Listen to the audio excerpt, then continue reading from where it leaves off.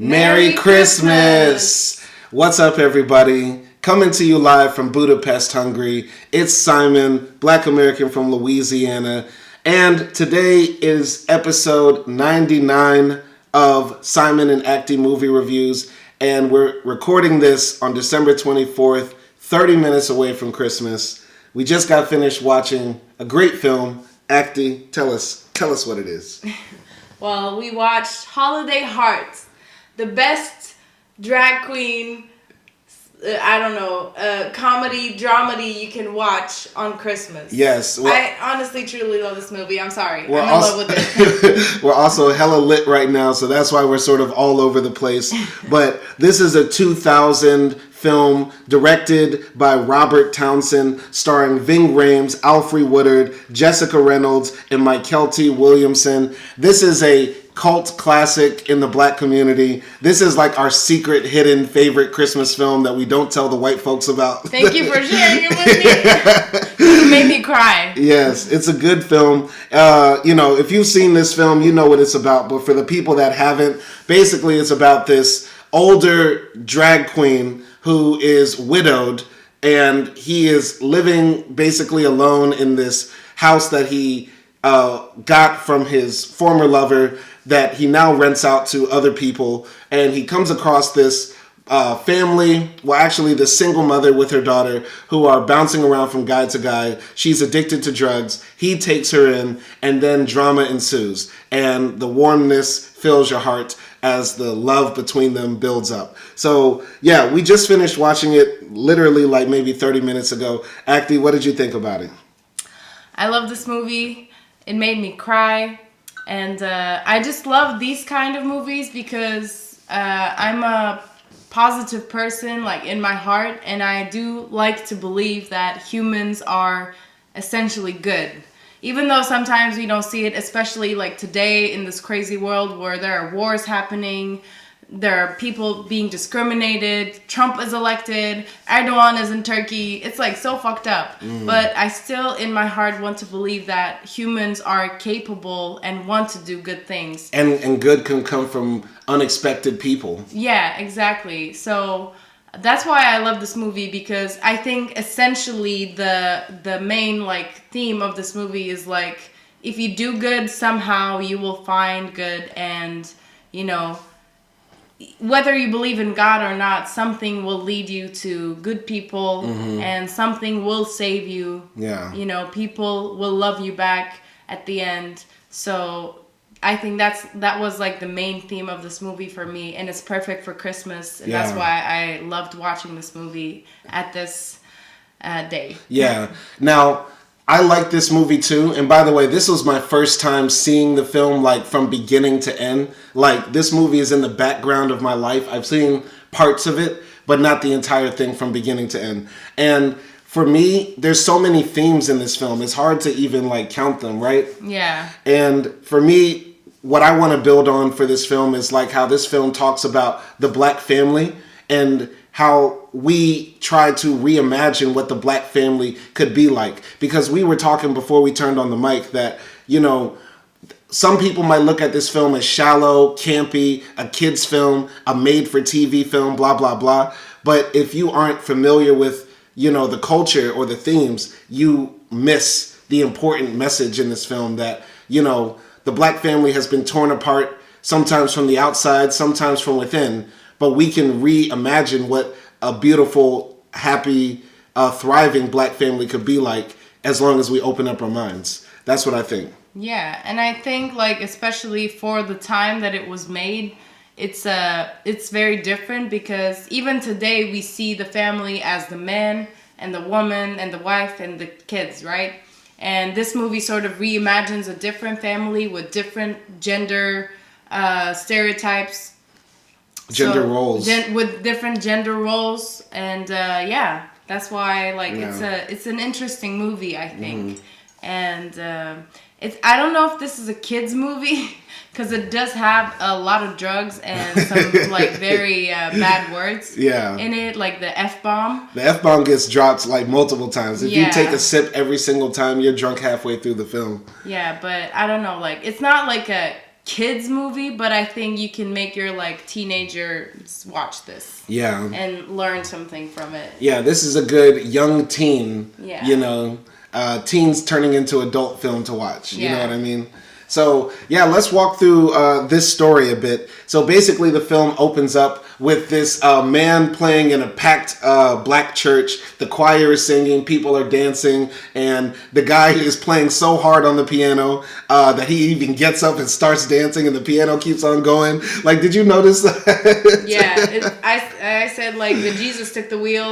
Now, like, the Jesus is playing the piano. Jesus played the keys. He was jamming so hard. And the person jamming on the piano is Holiday Hart. And in the next scene after that, we see this club full of people at what looks like a, you know, underground drag show. The people are on stage, and the main star of the event is Holiday Hart. So he lives sort of like a double life. What did you think about that at the beginning of the film? I mean, I thought it was great, like, for him, because I don't know, like, I guess you tell me, is that common for, like, in America, in black churches, do they usually embrace those sort of, like, double personalities or drag queens or, you know, gays, LGBTQ? Now there are different, like, types of Christian churches and different denominations, some more liberal, some more traditional, some ultra conservative. In the black church, generally it is conservative, and homosexuality is frowned upon, but at the same time, the amount of gay people who are in the church is like an open secret, right? There's a running joke that the choir director is always gay in the black church, you know what I mean? And yeah, I think the way it's portrayed in this film, those two worlds don't clash. Like, his church world and his drag world don't clash. And Holiday seems to be a respected and loved person in both worlds. And one of the biggest flaws, I think, for this film is, like, they don't address how the church people love him. And Holiday says he's openly gay. And come on, you can look at him and tell he's wearing makeup, fingernail polish, stuff like that, dressing flamboyant. And his drag world. Like, I wish the film actually addressed that head on. But it seems like we have to assume he keeps that separate. But what did you think about that?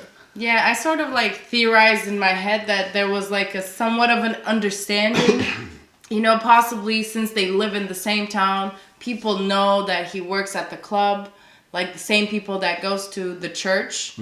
And there's just, like, a sort of, like, silent agreement that, you know, as long as he keeps preaching for the Lord, then we're fine with it, I guess, like, you know. So, and also, like you said, yeah, maybe you can tell that he's gay or he's a drag queen or whatever, but he's also, like, still wearing a suit. You know, he's not going to the church with a dress on and things like that. So maybe, like, people respect that he is also respectful towards that community. Right.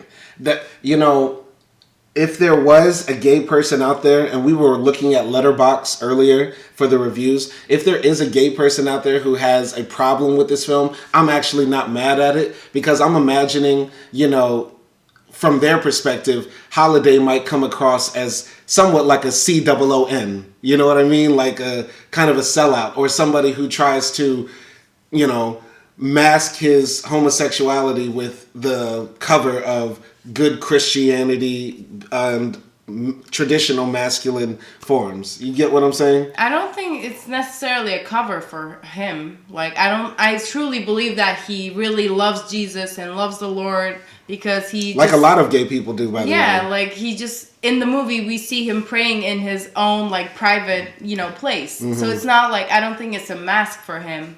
But, you know, I think if gay people are upset about, like, how he perceives and acts as a gay man and a drag queen in the world, I think it's, like, more related to his age, because he has that, like, perspective of the old people, where old people are always like, oh, like, keep everything at home, know how to act around different folk, dress presentable, nobody needs to know what's going on with you, and that sort of thing. So yeah, it's like somewhat of like a clash of generations, I would say. I got you. Would people still have the same affection for Holiday in this film if he wasn't the churchgoer. Like, I think one of the meta analysis of this film is that, you know, they present Holiday in a way that he's perfect. He's the perfect gay person in this sense. You know what I mean? Just like how in certain movies they have the magical Negro or the perfect Negro, the one that never does wrong. You know what I mean? I think the way they present Holiday as, you know, good Christian man, and then he does his gay stuff at night and they're totally separate. Do you think people would still have, you know, the same affection and love for this movie? I don't know. You don't know? Because I think there is somewhat of a charm that comes from him being like this Jesus freak. Even though like I'm not Christian and I grew up in a Muslim community. Yeah. Though I'm not a Muslim either. But I think like it gives him a bit of like a little, I don't know, like more what do you fullness, say? like fullness, yeah. Because he's a full person, like all of us. We're complex. We have multi layers. Yeah. Some things in us contradict. We're paradoxical. Yeah. So it's like, I don't know. He breaks maybe that sort of stereotype that okay, just because I'm a drag queen doesn't mean I can't participate in church, right? Or doesn't mean I can't love Jesus, because some, you know, LGBTQ plus people are resentful towards religion because supposedly in religion they are rejected. He breaks convention, he breaks stereotypes by being the gay person that goes to church and is loved in the community, because it's not very often that you walk outside and say, hey, you know, to the local gay guy, you know what I mean? But and also like we hear in the movie later on, we hear a little bit of his past, and it seems like he's a guy that's looking for redemption as well. Yeah. Like from his past life, whatever he's been through. And that's like part of his church journey. Yeah, that's a part of it. You know, in this film, once again, he breaks convention by doing the stuff that would be traditional for a normal man, but it's unconventional because he is a gay drag queen.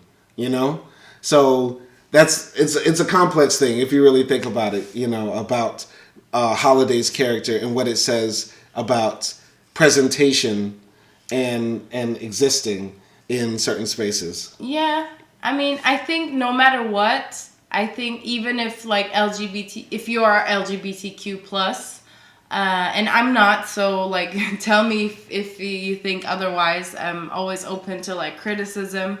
But I just feel like because he's like an oldie, he's like a classic. And he's also doing like the old style of drag, like the pageant queen. Yeah, he's not showing skin. He's not voguing. Yeah, he's not. He doesn't have like the fake boobs and stuff, you know? And he's just like, you know, painting himself in that aesthetic.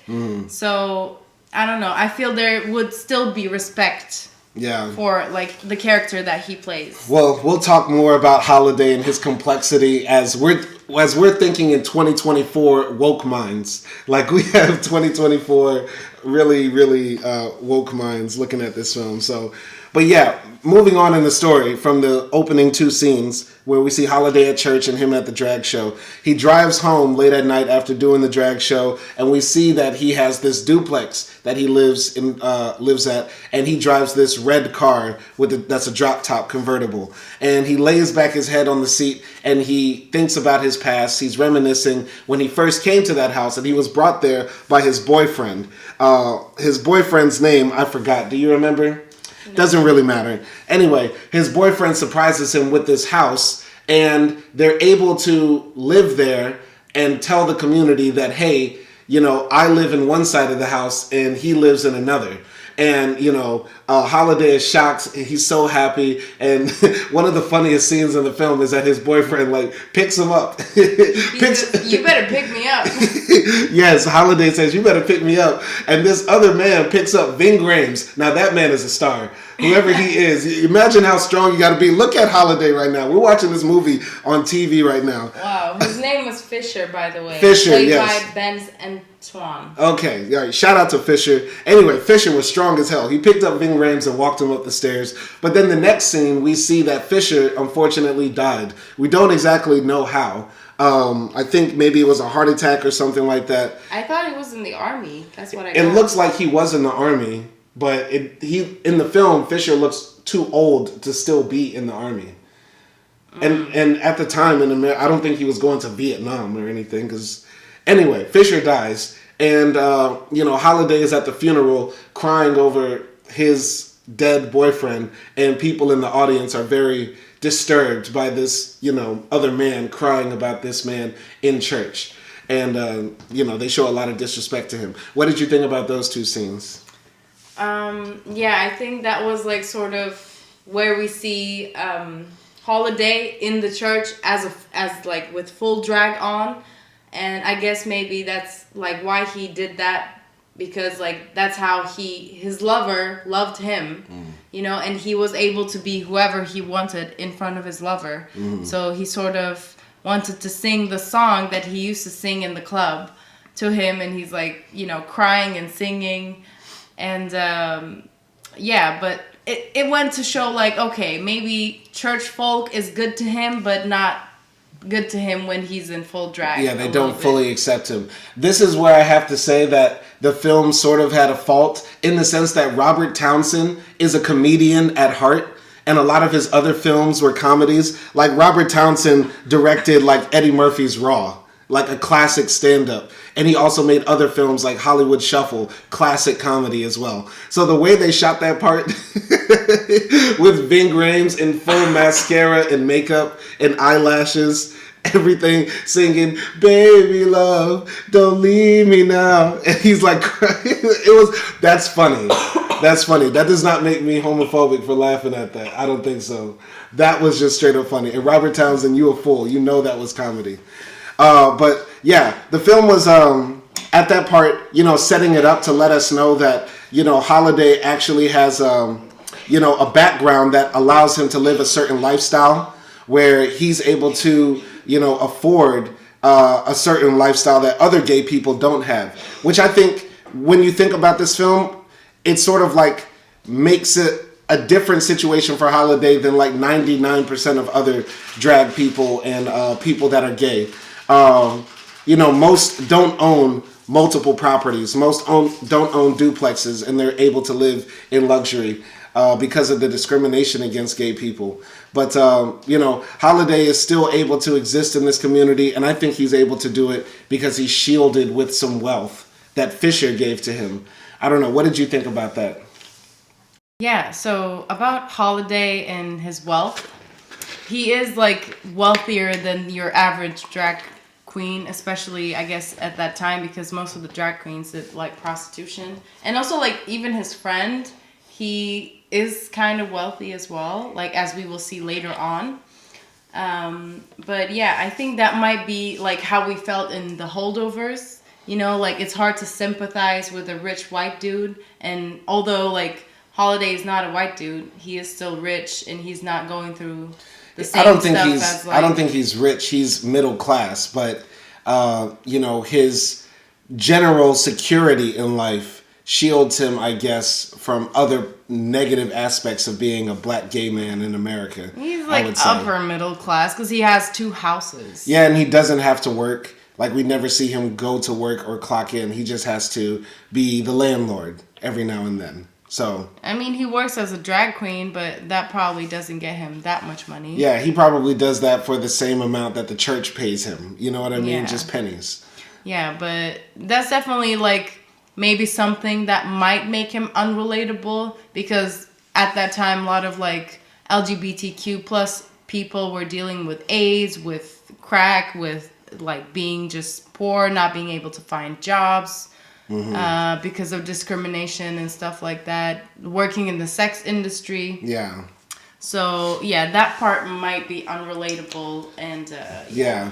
Or it just might be, for actual gay people who live marginalized lives to see this film that's trying to sanitize gay people to a wider audience. Because let's keep it real, that's what this film is trying to do to some extent. It's trying to say it's okay to be gay, to have gay people in your family, to let them into your homes and into your lives. But they make that gay person, in this case, be the perfect, acceptable one, Mm-hmm. And with media like that, it's you hate to love it or you love to hate it. You know what I mean? The same way there was that famous film many years ago, Guess Who's Coming to Dinner, where this white girl invites her black boyfriend home to dinner to her liberal parents. And this is a film that Sidney Poitier played in, and he was the perfect Negro. Like, he was going on to be a doctor, always wore a suit, spoke perfect English, he knew the dinner fork from the salad fork, all that sort of stuff, right? And so I'm sorry I'm ranting, but I remember James Baldwin talking about that film, and he said white people love that film because it shows what they want the Negro to be. But black people hated that film because even though he was the perfect Negro, the white people in the movie still hated him. You get what I'm saying? Yeah. And that's similar to Heart Situation. Yeah, so maybe like Holiday is the perfect drag queen in that sense, like how there is a perfect Negro. Well, the perfect gay person in this case, because it's not about him doing drag; it's about him being gay. Well, it's both of them because both of them are his personality. Right. But he's that gay person that does drag but doesn't wear drag outside of the drag club, right? Mm-hmm. And who always like looks respectable, doesn't do drugs, and helps other people. So he is perfect in that same sense. So yeah, maybe that might, rub some LGBTQ in the wrong place, and that will be understandable. Yeah. But I think if you not look past that, but have this idea in your mind that gay people are people at the end of the day, and they're multifaceted, and there's different types of gay people. There's a Holiday Heart walking this world right now, a gay person who doesn't like to be flamboyant in their personality. They go to church, they like to help the community, they like to dress a certain way. You know what I mean? Yeah. So there's different types of gay people. Yeah, of course. Of course there are different types. The problem begins when we want all of them to be one type of, gay people. Right. Or when, white people want all of black people to be one type of black people. Because like you said, at the end of the day, we're people, and we're going to have all types of people in all types of groups. Yeah. Yeah. So moving on in the story, one day Holiday is meeting up with his other drag friend. I believe his name was Blue or something like that. And Blue is mad at Holiday because Holiday is driving this old car that breaks down a lot. And it breaks down on their way to the drag club, and they're outside trying to call a cab or a taxi or something like that, in full drag, by the way. They're dressed up like Marie Antoinette and like Tina Turner or something like that. And this little girl comes out of nowhere running in the street. She says, help me, he's beating my mama. And then she turns and sees Ving Rhames in a dress. She sees Holiday Heart and says, can you please help me? And she grabs him by the hand. And Holiday goes upstairs, and he sees this woman getting beat on by this man, and he breaks up the fight by pulling a knife out on the dude and pointing it at his nuts. And the guy who was beating up the girl like throws papers at her and says, you'll never be a writer, you'll never be successful. And the woman is yelling at him saying, you told me you weren't going to use drugs anymore, but you did, you lying son of a bitch. And so Holiday takes this girl home along with her mother, and the girl's name is Nikki, the mother's name is Wanda. Holiday says, usually, I don't let the vagabonds and the strays in my house, but I will this time. And Holiday says, you don't even have to worry about rent. And he's surprised that the little girl says, I don't need a bed. I can just sleep on the floor. I can make a pallet. And Holiday clutches his pearls, which he does often in this film. Anytime somebody does anything he doesn't like, he just clutches his pearls. But yeah, so they end up staying with Holiday, this family that he sort of adopts. What did you think about that? Okay, so first of all, when Holiday went upstairs to fight the dude, I think we've talked about this dilemma somewhere in some social platform, but or maybe we just talked about it just in our house. But there was a question where we asked ourselves is it ethical to hit a drag queen? Because a drag queen is technically a she, but it's also has a man's body. So as gentlemen, it's not okay to hit a woman, so is it okay to hit a drag queen and that sort of thing? But if the drag queen is this guy is Holiday, then I guess it's not. If Ving Rhames approaches you. Yeah. I want to say that not all drag queens identify as she or he. There could be, people who identify with the male gender, but they like to do drag, right? Yeah. So in that case, listen, man, defend yourself. If you want to fight, you got to defend yourself. I would just say that. Yeah. But anyway, that was just a question that popped in my head. I know it's a silly question, but yeah. But other than that, we immediately sort of are introduced to Holiday's good person's traditions, because he's just helping this random, mother and daughter. And so I think you immediately just cheer up for, Holiday. Yeah, I mean, Holiday is somebody that you just wish that you had in your life. You know what I mean? I wish somebody would just come in at certain times and save the day. And Holiday comes across just a good-hearted dude. I love that scene, by the way. Because Ving Rhames is so able to turn on that aggression. At the same time, it's still so believable while he's wearing mascara and eyeliner. Yeah, definitely. I mean, he did a great job as a straight dude who possibly perceived very masculine all his life. He did a great job acting as a drag queen. And one more thing, when he leaves when he leaves Wanda and Nikki at the apartment and he goes back into his apartment, he picks up his now dead husband's picture, and he says, I don't know what you and God have plans for me, but let's see what will happen. Yeah. So it's he's constantly also doing good things to remember his lover as well. Yeah, maybe he's doing what he's doing for Nikki and Wanda as a way of paying back all the good that man probably did in his life. Because maybe Fisher found, Holiday at his lowest and brought him up. So yeah, moving forward in the story, basically, very quickly, they run through so many things. So basically, Holiday is taking Nikki out on his adventures of being a landlord. And Nikki says to him, after coming back from one of those trips, that, my mother needs to stay away from men because every time she gets with a man, some trouble happens. And then we have to bounce from house to house until we find another man or something like that. And so Holiday really takes a liking to Nikki, and he starts to warm up to Wanda. And, they take Nikki to school. She goes back to school. Wanda wants to continue writing her book because she's a poet and also someone who wants to write her autobiography. Holiday starts involving Wanda in all of his church events. So giving food to the poor on Thanksgiving and stuff like that, and having Nikki sing in the choir. And the big montage sort of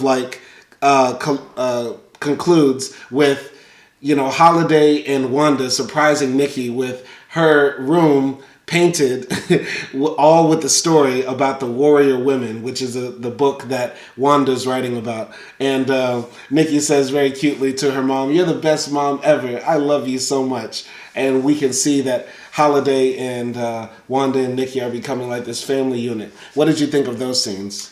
Yeah, I mean, I think as a psychologist watching this movie, there were so many things that I saw that sort of explains certain personality theories and trauma theories and stuff like that. So for example, with Nikki, when she was the way she acts, I think it's done so well because she's that type of kid where her mom is not able to mom. And so she takes on the parent role herself in order to take care of herself and her mom.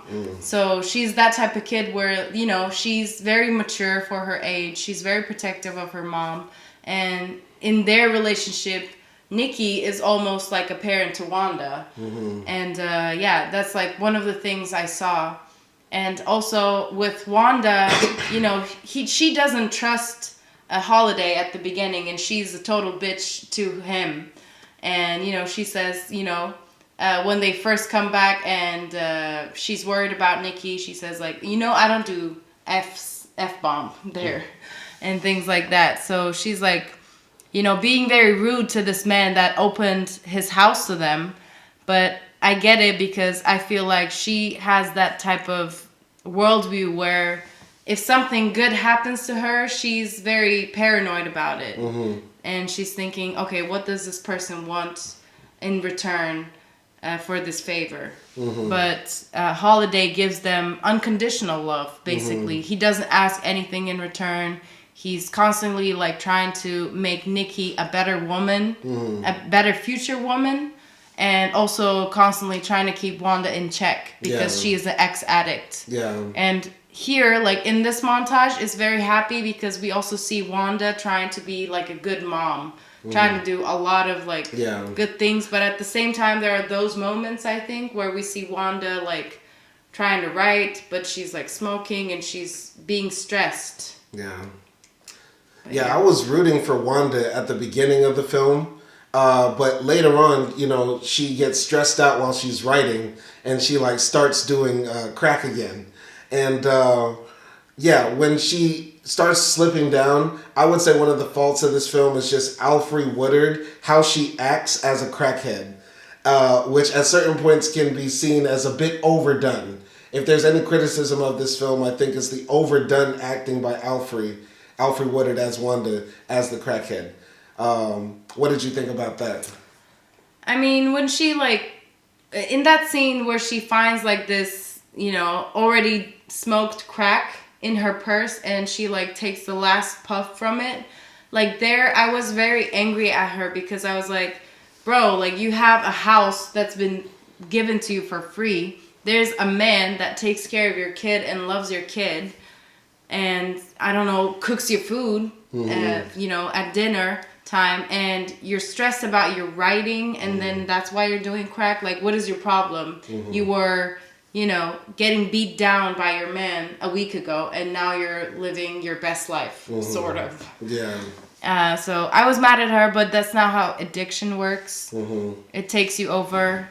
So you have to keep that in mind because I think in this movie it's very easy to see Wanda as a villain. But at the end of the day, she is a person who has to deal with addiction. And even us, we can relate to her because, like, we smoke, right? It's hard to give up smoking. Yeah, but smoking wouldn't make me make some of the decisions that Wanda made. Of course, but you can understand how hard it is to quit something that's addictive. Yeah. So, that's one thing. I think it's not like she doesn't want to get better, but she sort of, like, refuses to get help a lot of the times in the movie. Yeah, definitely. Another thing I gotta say is like Nikki just comes across as like so sweet and innocent, but also at the same time she has like this traumatized child face, which I think you were alluding to earlier. Like Nikki has seen some shit. Like she's seen her mom get slapped around on drugs, struggling, and like the way the actress who plays Nikki does it, she does it so well. Like she has this sort of innocent face, but also a bit deadpan and like also traumatized as well behind her eyes. Yeah, like she's never shocked when her mom, when she sees her mom with guys that she used to hang out with before, or when she sees her mom like with drugs, she's never shocked, and she has that face of like, I knew this would happen again, and that sort of like, disappointment, and but she also like is a kid that loves her mom regardless, like up until to the end, basically. She does have her battles with it, but yeah. So moving on in the story, Holiday, Nikki, and Wanda are like, bonded as a family. They're a tight unit. But one day when Holiday is performing on stage, there's this guy in the crowd who is selling drugs to like other drag queens there. And then he spots Wanda and he approaches Wanda and says, hey, what are you doing in this club with all these gays? And I was expecting Wanda to say, nigga, what are you doing in the club with all these gays? Trying to holler at women at a gay club. But no, it made sense because the guy who's the drug dealer, his name is Silas. He's out here selling drugs to the drag community, right? And so he tries to holler at Wanda, and Holiday notices this, and he's like making like a stank face at Wanda when it happens. But the guy later on hooks up with Wanda. And Holiday finds out when he shows up at her house, right? And Silas is different than all the other dudes that Wanda dated because he has money. Like, he bought her gifts, he took Wanda shopping, and later on, Holiday is getting dressed at the drag show, about to get ready to perform on stage. Silas comes back there and puts a gun in his face and essentially says, look, all that hanging out with Wanda and Nikki shit, that's done. We're a family now, and they don't need a man dressed up like a woman to be in the crib. What did you think of those scenes? Of course, we're disappointed in Wanda. But yeah, basically, also before the scene, we see like her kind of like going back to her druggy part because we see her like smoke the half joint, but then after that we see her ex who got her into drugs, and she's about to buy some more crack, or like her ex is about to give her crack, but then Nikki walks on them, in on them, and then she sort of gives it up. But we know that she's struggling with like being sober. So when I saw like Silas, I was like, oh fuck, like this is gonna go down bad. Yeah. And talking about the scene with Silas and Holiday and how he like put a gun in his face, it was so, I think, raw, because that's like the violence, trans people, gay people face to this day. And no matter how big you are, no matter how strong you may be, that sort of hate, that's both physical, both deadly, and also discriminatory, it's just like, it does something to you. And we see on the screen like this big black dude crying because, something like this happened to her.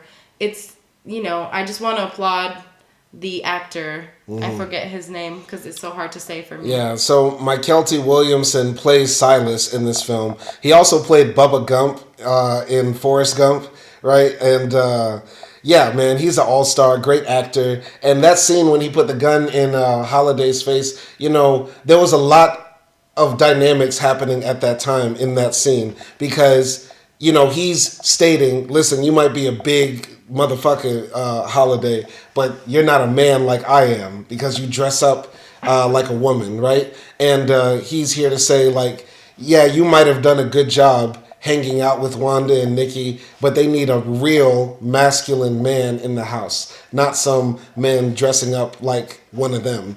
So there was a lot happening there, and he was like reinstating the rigid gender norms that society at large tries to enforce in. So that was a very powerful scene in my opinion. Yeah, I agree. Because like the reason he attacked Holiday wasn't because he did anything wrong to them, right? It was solely because he was a drag queen and he was a gay man that Silas didn't want that sort of like influence in around them. Yeah.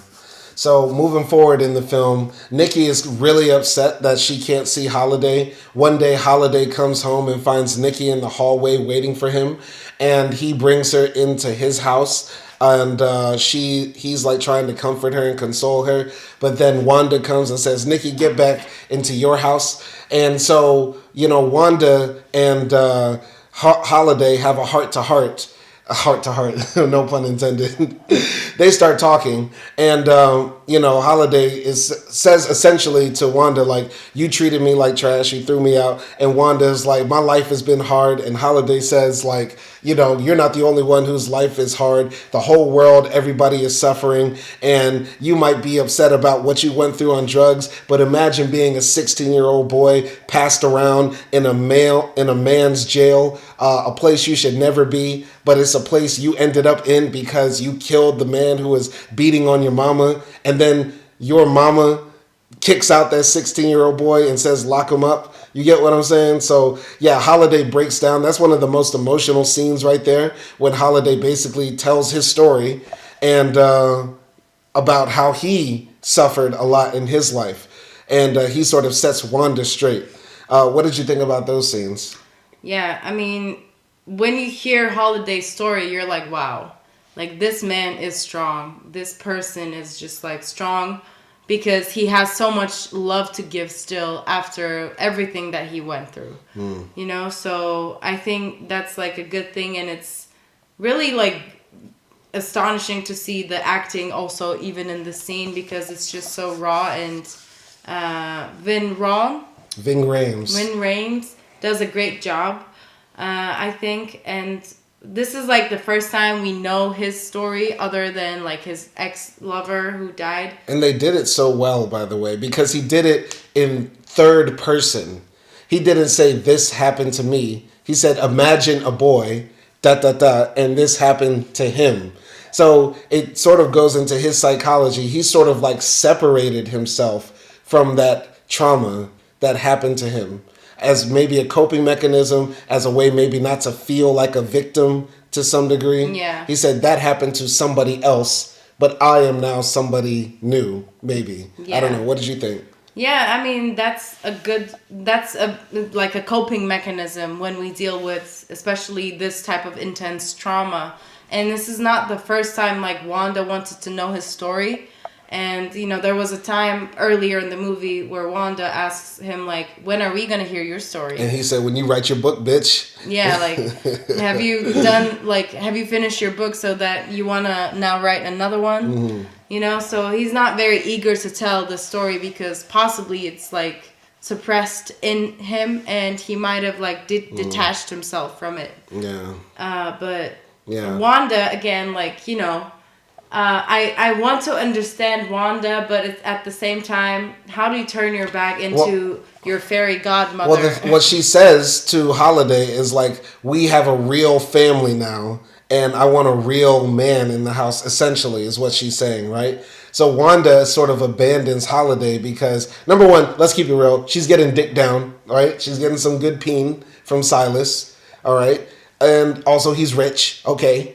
So there's that, but also I want what's best for my daughter is what she says. And we have been trained to believe what's best for kids is the nuclear family, mom, dad. Yeah, which is, we see in this movie is not the case, obviously. And, yeah, there was no reason for them to kick out Holiday because he wasn't trying to, like, be the father, right? He was sort of just there to help them, but it was Silas's like backwards ideas that sort of kept him out. And obviously Wanda was getting like money from him, dick from him, and I guess love from him and affection for his daughter as well. So she sort of just, you know, had to make a choice, and she chose the straight side. Yeah. I mean, which is what 99% of people would do. Because number one, women are just like men. They like sex. They want to be loved. And Holiday, you know, he cuddled up with Wanda on the couch. But it's not the same when you have a man there who will reciprocate that sexual energy as well. You know what I mean? Yeah, but you don't have to choose one or the other unless your partner is homophobic, you know? Okay, which is so this case.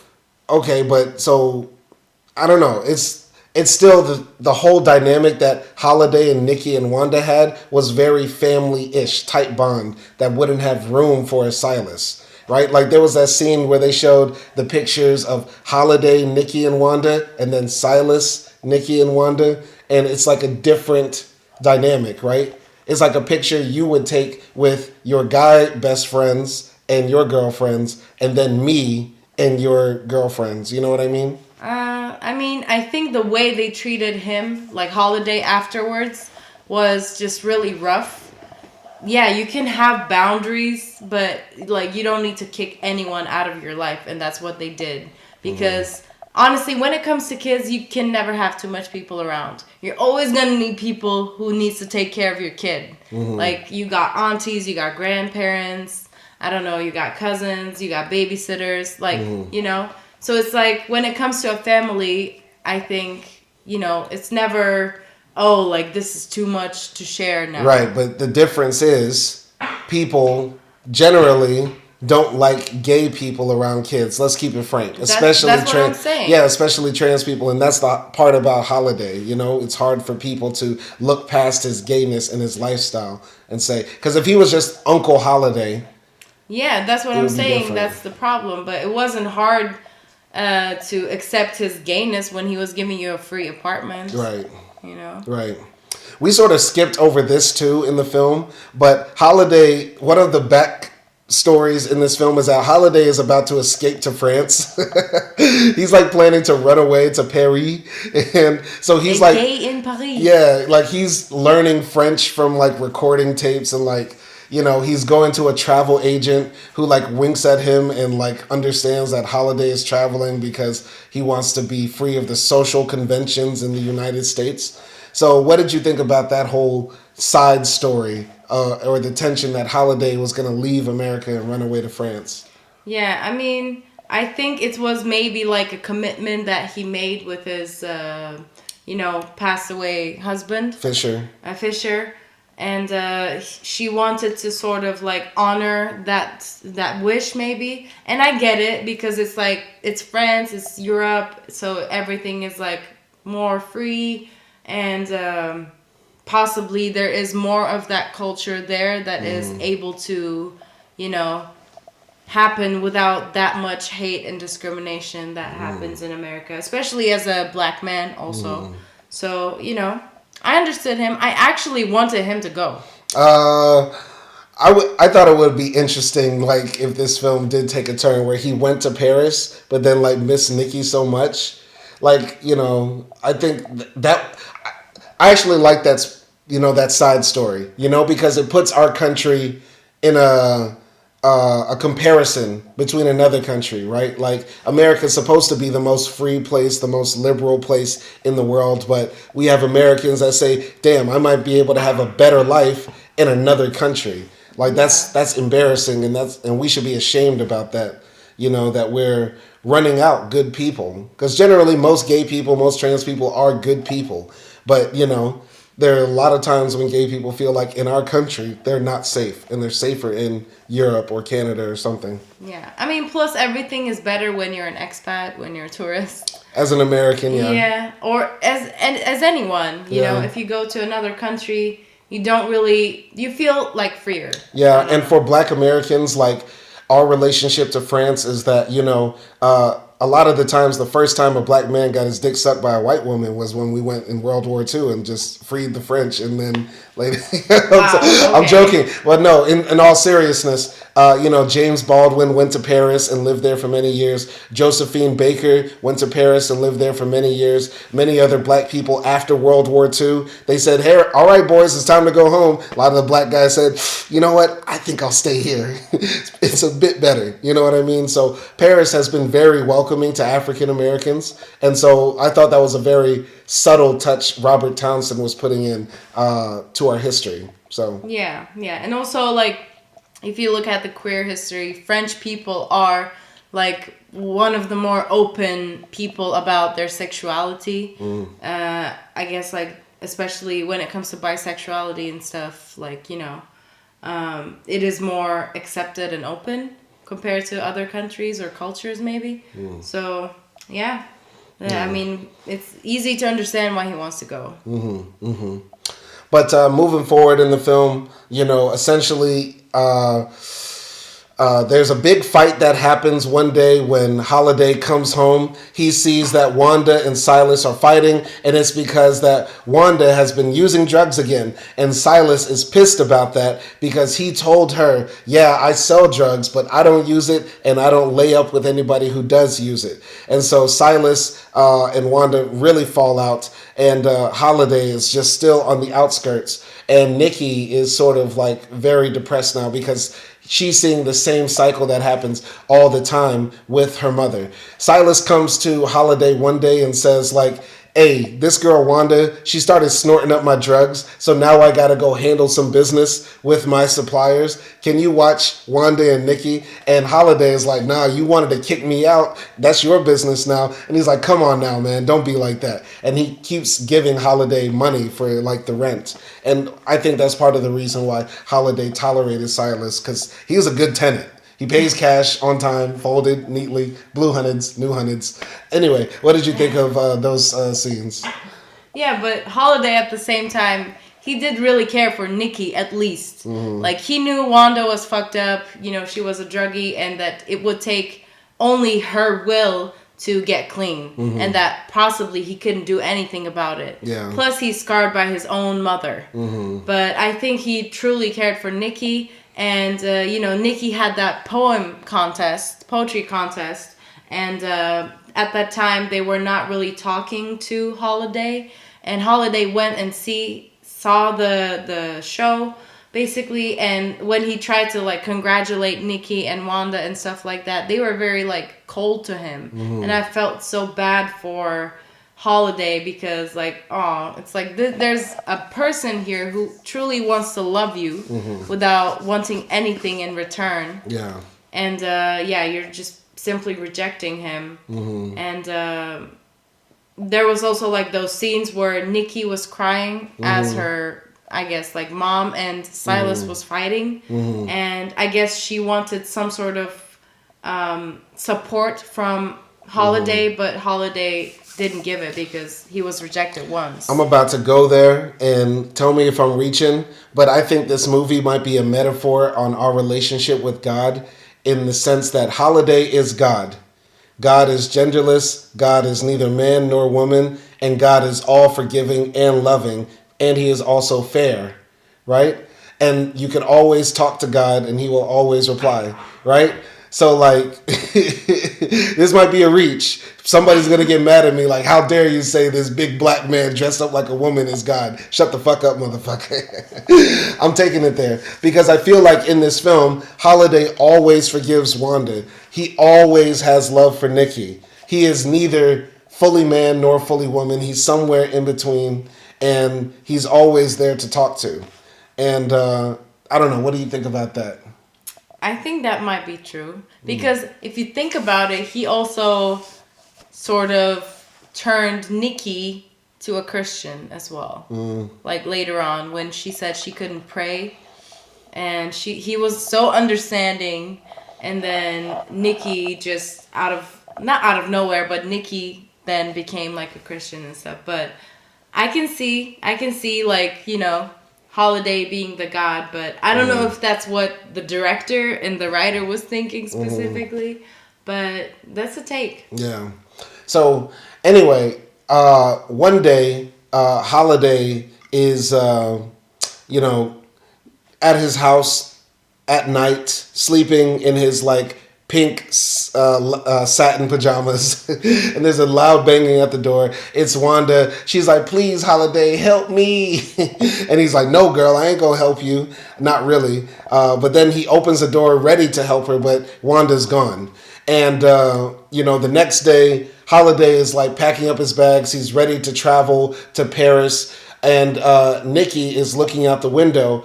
But instead of going to Paris, he just goes to the gravesite where Fisher is, and he ends up coming back, right? And I believe he then goes to Nikki, and then she says, you know, my mother's been gone for days. And we find out that Wanda has actually been outside, like, smoking crack and not, you know, taking care of her daughter at all. Holiday comes back and sees Nikki, and, you know, she's like, you know, I don't know where my mother is. And then Holiday and Nikki, you know, bond again, and he starts taking care of her. What did you think of those scenes? I think when we see Wanda in this part of the film as the crackhead, it's very good, because I don't know what crackheads look like, honestly, but I feel like in this scene particularly, she's believable. Maybe in other scenes she's overacting, but here she's sort of, like, going off between, like, her responsibilities as a mother and then her need as a crackhead, basically. So she's going back and forth. She's like, oh, like, I'm gonna be there, but I also need time to, like, get my head together. So she's going back and forth. And I think Wanda, in this sense, was a bit spoiled, because at one point in the movie, she asks Holiday that if anything ever happens to me, you have to take care of Nikki. So, and then Holiday says, like, you know, I would die for that child. So I think Wanda, because Wanda knows that Holiday at the end will actually take care of Nikki, she's, like, spoiled. She's like, you know, I'm just gonna like do crack for now, but then at one point I'll get like clean, and then I'll come back, and I know, Holiday will take good care of Nikki. Mm-hmm. Yeah. So for me, the crackhead scenes, didn't really like them. Crackheads are like that. Like, they're jittery. They're kind of like schizo. They're very wild. Like a fully blown, full-on crackhead. Like a person who has made it a profession to smoke crack rock. Will act like that. But I don't know, just the way Alfre Woodard does it at certain points in this film is a bit off-putting for me. You know what I mean? Maybe it's just a bit of the disconnect from time, or maybe I just don't like crackheads. I don't know. They're my least favorite cinematic or literary characters. Yeah, I mean, in other scenes I understand. I just like that scene because I can see her panic. Yeah. But then what happens next in the story? Pick it up for us. So basically we have sort of another montage of Holiday and Nikki like sort of bonding again together, and Holiday is trying to get Nikki's life right, while at the same time we see Nikki struggling with like the absence of her mom. Like, there are those scenes where she is like I said before, she says, "I can't pray," and Holiday is understanding, but he still like baptizes her, takes her to church, and encourages her schoolwork. Yeah, all of those things, and Nikki sort of becomes, a grade A student, and she does hold resentment for it, and then we like see Nikki graduating after the montage, and they end up going to a restaurant after the graduation to celebrate. Yeah. And they're having like their little cocktails, of course, like a mocktail for Nikki. Yeah. And they have an interesting conversation. Well, also before that, at that graduation, Nikki does like this poem that was very touching. Oh, so it's like, where do the blessings come from? Like when the wind stops roaring and the sea stops roaring too, or something like that, right? But also at the same time, her mother shows up at the high school graduation, but she doesn't have the ability to stay there because she's just high on drugs and stuff like that. But the scene when they sit down at the restaurant was it's probably one of the central scenes of this film. And Nikki asks Holiday, "Do you sleep with men?" And he's like, "Yes, I do." And she's like, "Do you find that problematic? Do you find a problem with it?" And he's like, "No. Do you find a problem with it?" And she's like, "I don't know, but my mom and dad," or Silas and Wanda, "always seem to make it out to be." And he's like, "Well, that's their problem," or something like that, right? What is he saying? Go ahead. Yeah, he's like, I think the real problem is when you turn down love. Mm-hmm. He says something like that. And basically then there is like the conversation sort of turns into Nikki saying, "So are we going to be walking the Pride Walk?" And then like Holiday saying, "No, oh no, girl, like I'm not one of those queens. I walked with the king, so I'm not going to be walking with the queens." Yeah. And by that he meant Martin Luther King. Yeah. So then Nikki says like, "So what, you're closeted then?" And Holiday says, "I'm not closeted, but I'm picky about who I, invite into my world. And basically, whatever I do is for me and in my, own space. And whatever like other people do is not my business. That's the new generation who want to let it all hang out. Mm-hmm. And that's not me." And there's like, I guess still maybe reoccurring debate that could go on about that today. Man, that was such a powerful scene because, I think when Holiday explained how he lives his gay life, it's very admirable that he doesn't bash on the queens, the younger generation of gays who are like out doing the pride marches and, walking butt naked and stuff like that. He's just saying that's not my fight because I'm old, And I think what that scene is trying to say, like every generation has their part to play in moving society forward, and you don't have to be involved in every single new struggle that comes out, right? So his generation fought for civil rights and for people to have general equal opportunity. Now the next generation, y'all are fighting for, I don't know, to be open and more free. You know what I mean? So I thought it was good at what he said, though I could understand if other people find it problematic. What do you think? Yeah, I also like that scene, and I thought it was powerful as well because especially like when you have kids talking to these type of people or any person from a discriminated group, and then kids are curious naturally, right? So they ask questions like, you know, why are you being discriminated? What do you do? Is that okay for you? And then the person answers, and you see like actually as human beings, it's not problematic what those people are doing or who those people are, because kids are just like, okay, you know, that's fine. So I feel like that interaction is very pure and very like human at heart. Yeah. I think, you know, when she said, I don't know, when he asked her, do you find it problematic that I sleep with men? She just said, I don't know, but the adults that I know find it a problem, so I want to understand why, which I think goes to show that hate is not innate. Yeah, it's learned. Definitely. Like most of us, or at least like the previous generation, most of them learned to hate certain groups because of their parents, because also their parents taught them the same thing, because our society sort of like creates these ideas that we should follow apparently, but may not always be the truth. And I also thought like, I really like the explanation that Holiday does here. And he says like, you know, the new generation is now out walking and letting it all hang out.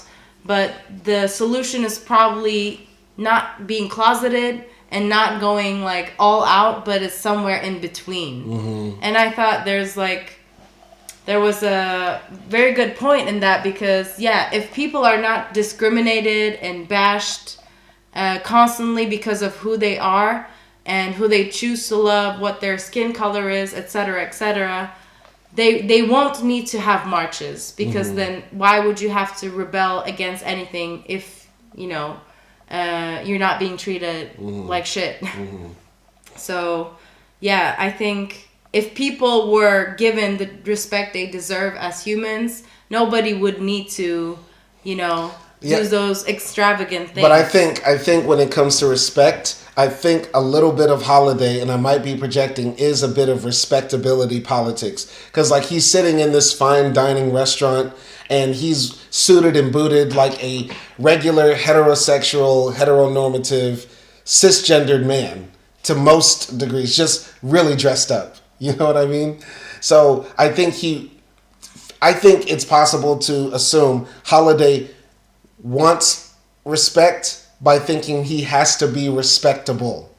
You know? But he also admits that the solution is somewhere in between. Not the way he acts, but not also the way like younger generation acts in Pride walks, for example. Right. So it's somewhere in between where people are just normal. And people are just accepted as they are. They are treated as they should be. And nobody needs to go all out, or nobody needs to hide themselves and do respectability politics. Right. Absolutely. Absolutely. So moving forward from that scene, right?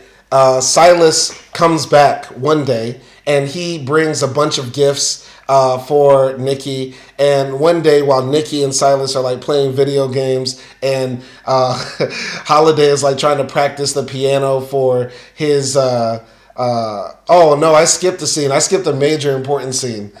So they come back from the dinner and Wanda is there stealing shit from the house to sell.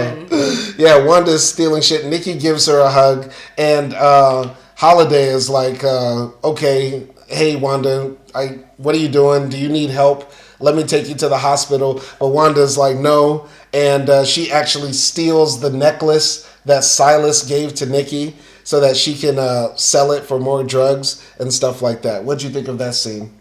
I was just angry at Wanda because she thinks Nikki is stupid. And Nikki, like, she's a kid, but kids are not stupid. They can, like, understand and acknowledge a lot of things that adults do. And I just hated Wanda for like acting as if Nikki was 5 years old. I hated that. And I also hated the fact that she wouldn't accept help. And I hated her wig. I hated her wig, but I she know went crazy. She got her wig is so bad that she could marry a white millionaire. Shit. That is a really bad wig, but some Dutch billionaire would say she's beautiful. That is the most your colorful hair. That is the most beautiful negress I've ever seen. Wow. But then after that, Silas comes and he brings a bunch of gifts because he just came from out of town from moving a pack of drugs. And Silas and Holiday end up bonding over video games. And, they actually form like this new sort of like family unit where it's Silas, Nikki, and Holiday taking care of each other, right? And it was an interesting dynamic. What do you think of that? Yeah, I actually love the dynamic because they're so opposites. Like Silas is a macho, masculine man who was essentially in the movie homophobic and transphobic, right? But I love the way like they sort of accept each other. Like they have that love-hate relationship, which is mostly love. They mostly bond over hating Wanda, kind of. Yeah, and also like just making sarcastic comments about each other. Yeah, which is a relationship I love. I love to like hate my loves. Yeah. This is the setup for a perfect sitcom. Like Silas being the homophobic drug dealer, Holiday being the Christian drag queen, and Nikki being like a child prodigy.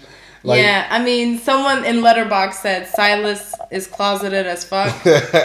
Like I can see a sequel where, Silas and Holiday is like getting it on. Silas is the type of dude who went to prison and said he wasn't gay because he got his dick sucked. Wow. Yeah. I'm not gay because I'm top. Yeah, like that's what he's saying. Stuff like that, right?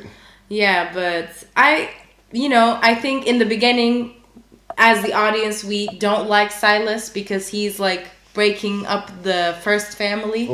But then later on, as we see his interactions with Nikki, we actually learn that he truly cares about Nikki. Yeah, it wasn't because he was getting coochie. Yeah. So basically, one day Silas like picked up Nikki from school, and Silas says one day, I got this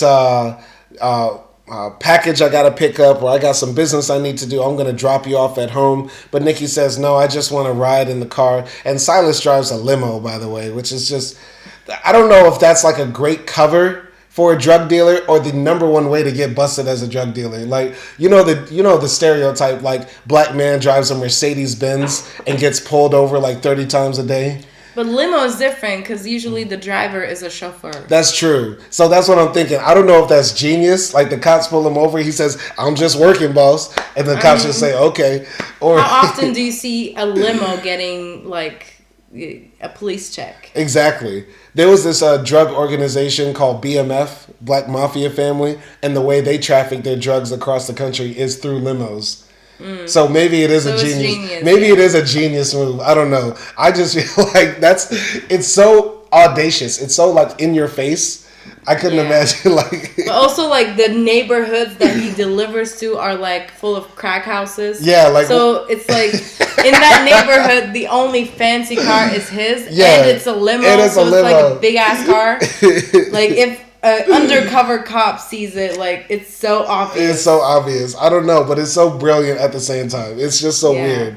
And also, I wanted to add, like he also is planning to take Nikki with him to this house he got in Florida or something. Yeah. Because he initially bought a house for Wanda, but obviously when like he says like to Holiday, Wanda is starting to sell herself, and she's working the streets, so. I'm just gonna take Nikki with me. Yeah. So she's sort of like telling that to Nikki and planning that. Yeah.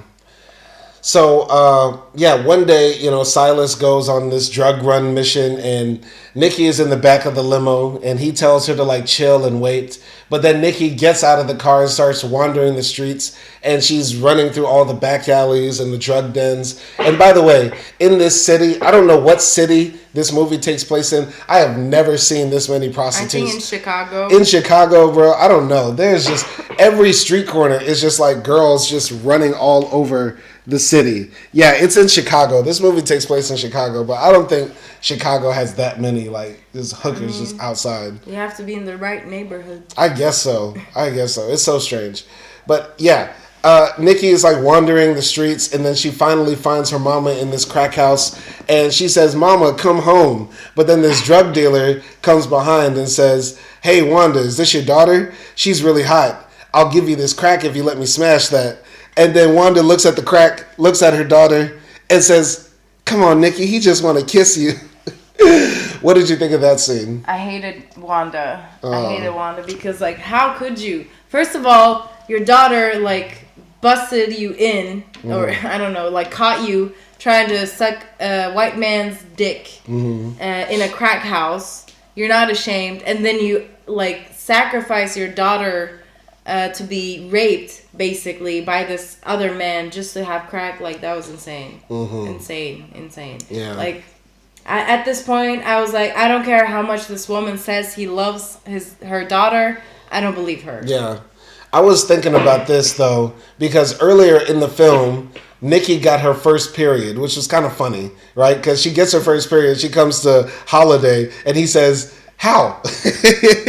Nikki says, "I got my first period," and Silas says, "How?" I was like, that's such a funny, like, male response.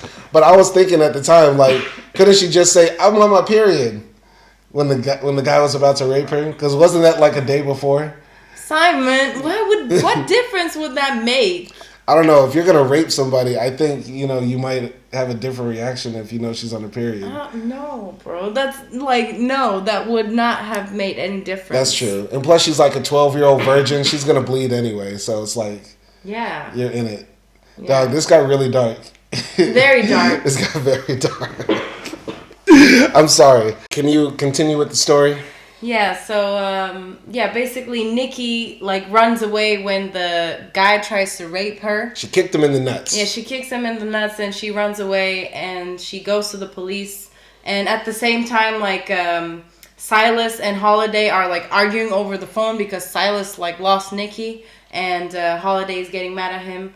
But, yeah, they find Nikki and that night they're watching, like, the same movie they used to watch with Wanda before, and it's like this movie about a girl killing her mom. Right? Is it Imitation of the Heart or Imitation of Life? Yeah, Imitation of Life. And so they're basically watching that movie again, and the first time they watched it with Wanda, Nikki said something like, "Oh, I can't believe you could do something like that to your mother." And then this time when they watch it, it's, Nikki says, "Now I can understand how you can do something like that to your mother." So, yeah. And the next day, Silas basically decides to leave. And he decides not to take Nikki with him because he doesn't know how to take care of her. And he feels bad that he lost her. Yeah, he says to Holiday, like, "One of you is better than 100 of me." And Holiday is like saying to Silas, "No, we need you here. I need you here." Because he's stepped up to show that he's actually a good man and he actually does care about Nikki, which is the most important thing about being a parent. Yeah, and Holiday is sort of like begging Silas to be in Nikki's life because Nikki obviously loves him, but he just can't be there for her, at least right now. Yeah. But yeah. Which I thought was actually a noble thing. I thought it was actually a good thing. Silas stepped away and he could see past his homophobia because before he said, "We don't need you around Nikki because you're a gay man who dresses up like a woman." But now he realizes after living with Holiday, like, yo, he's actually a man. A man in the sense that he cares about people. He's a provider. He's protective. You know what I mean? Yeah, he's actually a caretaker. He's a good person who can take care of Nikki. I would have been devastated, honestly, if Silas took Nikki away from Holiday. And just went to Florida. Yeah, and just went to Florida, and I think also Nikki wouldn't want that as well. So, yeah, it was a noble thing that he sort of did the best thing for Nikki at that time. And, yeah, basically after that, Nikki is growing up now. She's in, like, junior high school, and basically one day when Holiday comes into the house, he hears some like guy's voice from the next apartment, and he bursts in, and he catches Nikki with some, boy, and he's like, I'll beat the shit out of you if you ever come near this girl again. And he turns into like his bassy voice, which was terrifying. Anytime Ving Rhames reaches for that bass. And just imagine you're about to get some coochie, like as a 17-year-old boy, and Ving Rhames bursts through the door and says, "Fuck you doing with my daughter, boy?" Yeah, true. But yeah, like you said, the boy is like scared and he goes away, and they have an argument with Nikki, and Holiday slaps Nikki, and this is like the second time Nikki gets slapped. She's getting slapped all over this movie, just abused. Yeah, I know. But yeah, and then. Holiday makes Nikki apologize after he slapped her. Because he says, like, I care about you, I've sacrificed for you, and I'm doing the best I can, and here you are, trying to go down the same path as your mother. Yeah. And then the next day, Holiday basically, like, talks to his friend, Blue, who's in the farm. And Blue says, like, maybe she's just scared that she's going down the same path as her mom. And she doesn't want to be that way. And Holiday's like, oh, I never thought of that. So one day Holiday like brings Nikki in front of the mirror and says like, you're not your mother. You have to love yourself, and you're Nikki. Like, you're a different person. You can't blame yourself for the things that your mom did. And she like breaks the mirror, which I thought she was going to get a whooping for that. I'm imagining like my mom or dad putting me in front of a mirror and saying, love yourself. And then I break that mirror. They're going to say, I hate you. And break that belt out.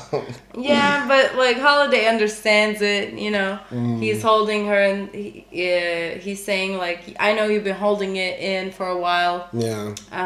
So let it out. Which I think reflects the idea that this movie, Holiday is God. In the sense he is all forgiving, which I know is a very hot take and it might be a reach, but I think there's an argument to be made that we don't know love like this, between man and woman and in the traditional sense. But the love that Holiday shows can only come from the Spirit of God, and God's Spirit is genderless. Yeah, or it could be that he understands what it is like to hate your mom. Because he probably at one point in his life hated his mom because his mom put him in jail. Yeah. So he can sympathize and empathize with, Nikki in that sense. And he probably just like believes in Nikki that, okay, I know she's going through this, but she's gonna turn out to be like a good person. Yeah.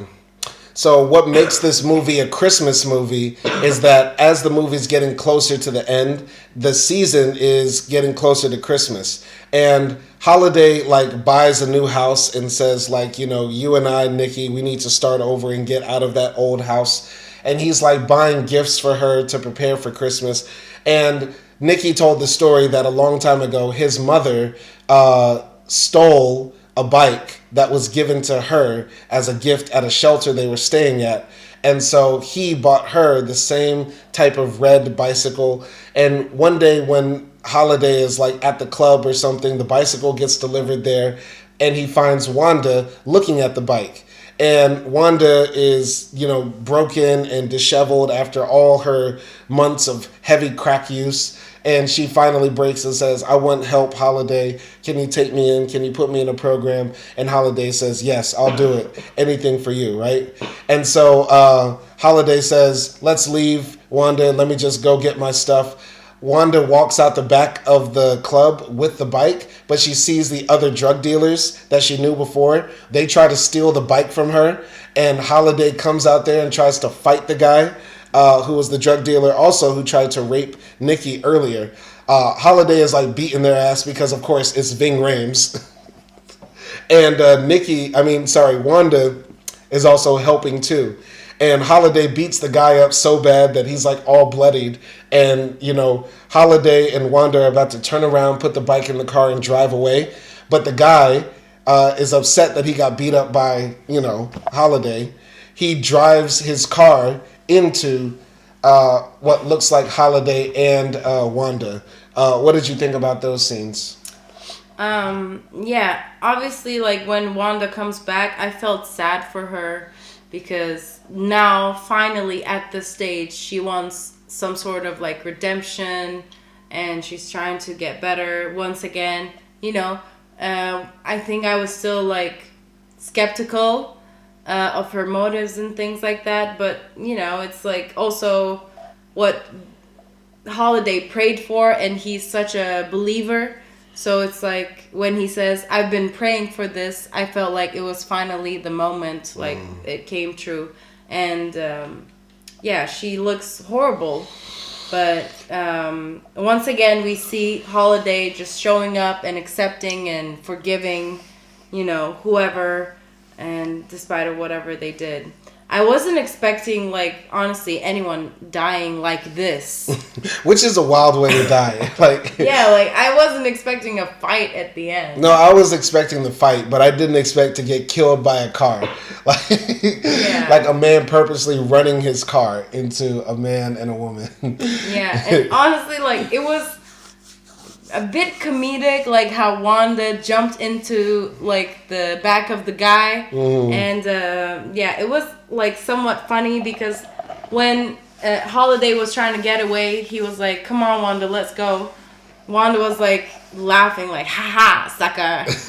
And, like, girl, like, just go. Yeah, like, you're about to get into a bigger fight. Yeah, that final scene where they show the shot of, like, Wanda's face as the car's approaching, and she's, like, looking like she's giving, like, a howling, laughing scream. Yeah, she turns into the Joker. Yeah, like, it was absolutely, like, cringe. By definition, cringe.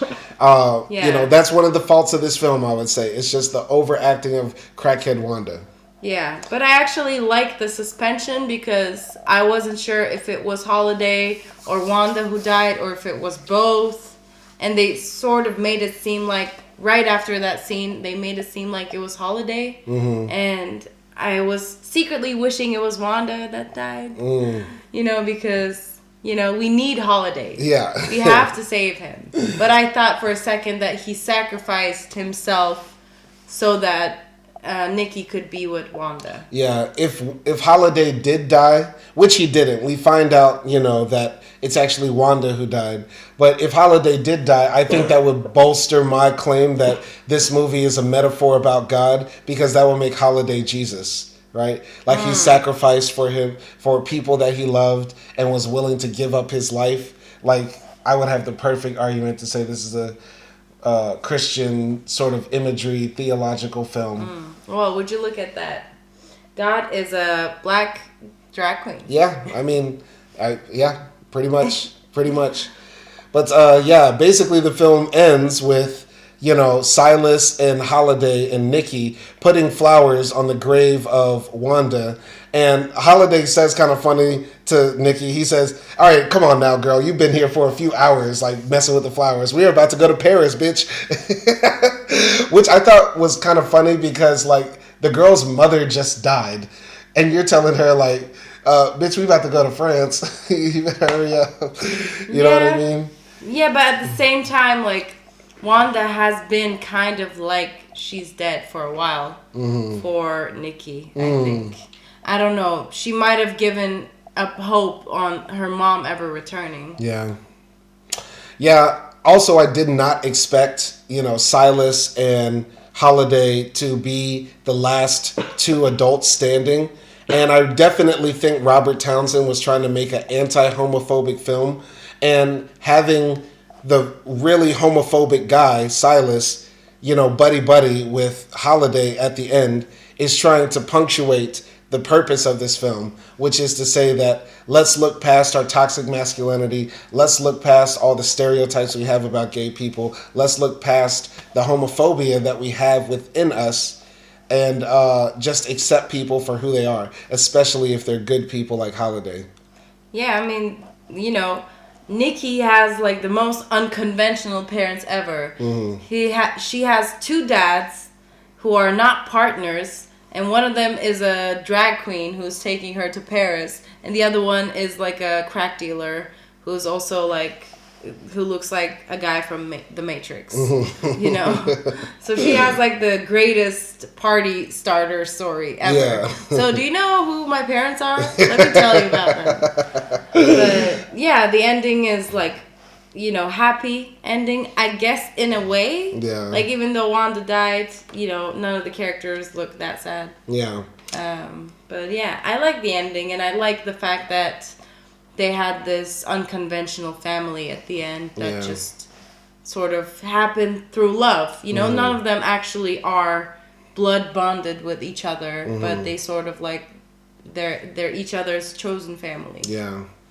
So yeah, the movie ends with basically this picture of Nikki and Holiday in Paris, and yeah, it's a touching film.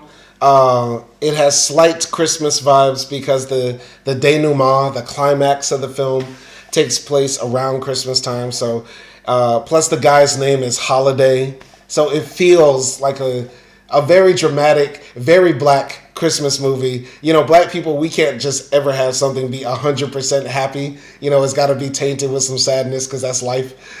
You know what I mean? And yeah, I really overall like this film for the many, many different themes. But I think the most important theme, you know, aside from looking past homophobia and trying to have more open-mindedness and acceptance of people that are different in the LGBTQ community, especially for black people, I think this film is really about the black family and how, you know, we need to come together to help raise our children. There's an old African saying that says, you know, it takes a village to raise a child, right? And different cultures have different variations of that saying as well. Like, this film is saying, you know, we were brought to America. They tore apart our families. You know, the children would be sold to another plantation. Then a few generations later, when we're free, you know, the white folks and the Ku Klux Klan at any moment could burst into the house, kill the father, rape the wife, kill the kids, whatever, right? And then during the civil rights moments and the Reconstruction, the New Deal era, right? They created project buildings and government housing, but the father was not allowed to be in the home. In that case, the family wouldn't qualify for public housing. And now today, we're having, you know, black families that are broken up. You know, like the majority of black children are born out of wedlock. And even though black men are still involved in their kids' lives, there's still this prevailing feeling and also myth in the community that the black family is broken, right? But I feel like we need to reimagine what family could be. It doesn't have to be just mom, dad, heterosexual, gender normative. It can be different. We can use our, you know, our gay cousins and our lesbian aunties to, you know, fill the gap of what family will be like. You know what I mean? Mm-hmm. And I think that's the big message of what this movie is trying to say. Because we all have Nickies in our family. And some of us were Nickies and are Nickies. And everybody should have a holiday heart in their corner. You know? You know what I'm saying? Perfect. Yeah. I mean, that's a great takeaway. Like, if that's what you take away after watching this movie, I think it's great. And like I said in the beginning, for me, it was sort of like, I don't want to reinforce like the perfect black drag queen stereotype, but at the same time, like, I don't think it's that prominent in this movie because it's not specifically for white people, because this movie is about and including like just black people. We don't have any white characters except like for the background, you know, actors and stuff. So for me, it was about like, just because, you know, your life was hard and, you know, life treated you bad, it doesn't mean that you are gonna end up nothing. It doesn't mean that you are gonna be a bad person, and you can find happiness and goal in life through helping others. Yeah, being selfless is also a big message in this film, because Holiday gave his time and energy to his church, and it paid off, right? Yeah. And, you know, Holiday could have used all of his connections and advantages to kind of enrich himself. You know what I mean? Yeah. But he used who he knew in the community to help Wanda get a job. He used what he knew to help, you know, Nikki have a better life. You know what I mean? And like on the ending note, honestly, I've just really loved watching this movie. I love the campiness of it. I love the humor that came with it. Like, that's sort of special to drag queens, like those little snapbacks and stuff. I love the outfits for Holiday and all the wigs. And even though it has like problems, you know, like little problems here and there, I really didn't mind anything as I was watching it. So I think my score would be a 9 for this. Yeah, generally mine is a 9 as well. It's a very, very good film. And before we wrap it up, I just have a few more takes I really got to get out. You know, in cinema, by and large, we have a one-dimensional view of the drug dealer. The drug dealer in so many black films is the villain or the anti-hero, right? But in this case, Silas, of course, is a drug dealer, which is a bad thing to be, but he's also a man who loves Nikki. He's willing to fill the gap and be a good stepdad, right? Like, Silas is there when Nikki's like reading her first poem, and he's like rooting for her in the crowd and all that sort of stuff, right? And also the same thing also with the crackhead as well. As many problems as I have with Wanda in cinema, we have a one-dimensional view of the crackhead, but Wanda also was a talented writer. She wanted to write poetry and write a book about, you know, her life and stuff like that. So the same way Holiday is layered, I like how in this film characters that are usually one-dimensional get more dimensions to them. Yeah, definitely. Just because someone does bad things doesn't mean they are bad people. And this movie sort of, like you said, portrays it perfectly in that sense. People are very layered. They are not just one thing just because they're involved in something. And yeah, I agree with you. Yeah, and one more take. Sorry if I'm holding you up. But in the black community, when we talk about media and culture, there's always this idea that they put black men in dresses as a way to emasculate us, to take away our masculine energy, right?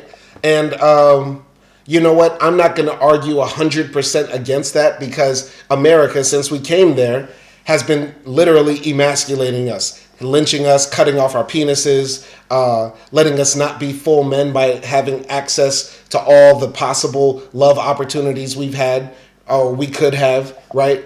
And basically making us into women to some degree. I absolutely agree with that assessment that America wants to see black men feminized to some degree. But I think with this film that was made by a black director with an all-black cast, telling a very nuanced and beautiful story about the black family, that Ving Rhames in a dress is not him being emasculated, right? And for all the criticism that people have of other black actors that have put on the dress, why isn't Ving Rhames' story and Robert Townsend's story brought up as an example? I think it's because people know deep down inside it's not about emasculating black men that you're worried about. You're just a homophobe. You're just homophobic, and you really just don't like seeing black men gender bend, because for you that's just unsettling. You don't actually care about fighting white supremacy and its feminization and emasculation of black men. You just really don't like seeing Martin Lawrence, Eddie Murphy, Dave Chappelle in a dress. That just bothers you for some reason. You get what I'm saying? Yeah. Because I think this movie is about bringing black straight men and black gay men together. It's like, it's not trying to create a gap between those two. And I understand like what you were saying, and I also agree with it. But at the same time, I think this movie views Holiday as a solid, productive member of the black community. Right. And not like a... Aside from him being gay, he is the ideal black man. He's at church. He works hard. He's talented. He cares about other people. The only problem is he's gay. Yeah. But we don't have that same critique of the Silases in our community. Oh, that nigga's he's got money. He works hard. He takes care of his kids, but he's a drug dealer. But people would rather say, I would want my baby mama to shack up with the Silas before a holiday heart. If you did a poll in the hood. Yeah. You get what I'm saying? Yeah. Who would you want your kids hanging around? The sissy down the street or the drug dealer down the street this way? Many people would say, oh, the drug dealer down the street this way. Yeah.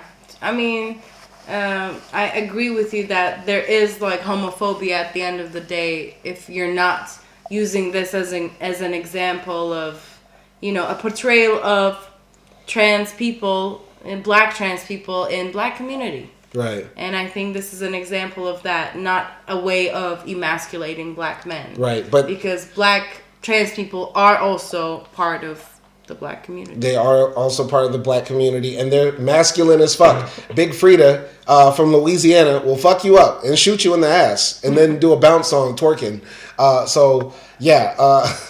The thing is, once again, I just got to say this. I'm so sick of hearing about they put black men in dresses in movies to make them not men and to send the image out that black men are not men.